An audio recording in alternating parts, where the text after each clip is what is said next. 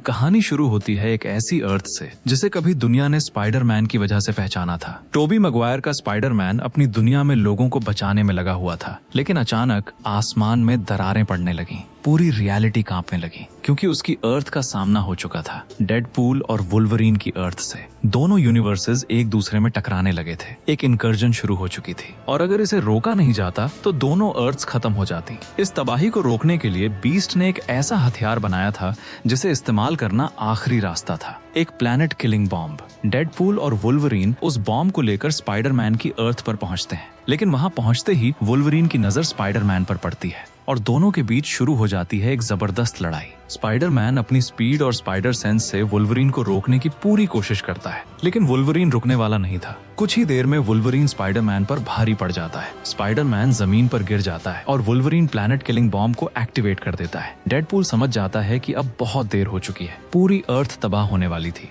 Deadpool किसी तरह escape हो जाता है और अपनी अर्थ पर वापस पहुंच जाता है। अगले ही पल एक भयानक धमाका होता है। पूरी स्पाइडरमैन की अर्थ रोशनी के एक विशाल गोले में बदल जाती है। वुल्वरीन और स्पाइडरमैन दोनों उसी धमाके में मारे जाते हैं और दूसरी तरफ प्रोफेसर एक्स अपनी खिड़की के पास खड़ा उस धमाके को देख रहा होता है। उसकी आंखों के सामने एक पूरी अर्थ खत्म हो चुकी थी। प्रोफेसर एक्स कुछ नहीं कहता, बस उस चमकते हुए आसमान को देखता रहता है और तभी उसके चेहरे पर एक डर साफ दिखाई देता है, क्योंकि शायद वो समझ चुका था ये सिर्फ एक अर्थ की मौत नहीं थी, ये आने वाली मल्टीवर्सल वॉर की शुरुआत थी। अगले पार्ट के लिए अपने भाई सिंथेक्स प्लेन को जरूर फॉलो करें।